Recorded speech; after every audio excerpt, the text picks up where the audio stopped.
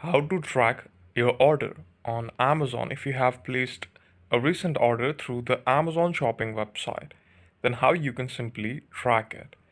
For tracking your order on Amazon, what you have to do is open your browser and open Amazon India website on there or any country you want it. Click on the first official website that will be redirect you to the open homepage of Amazon.com here. Click on the right top of the screen, that is your account section, and then go on your order section of your account.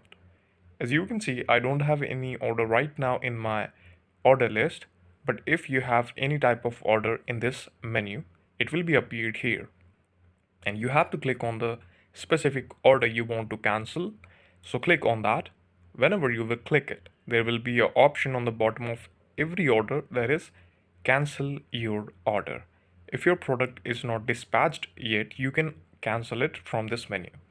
This is all about the video. Thank you so much for watching it, and please subscribe to our channel for watching more technical updates, reviews and videos like this.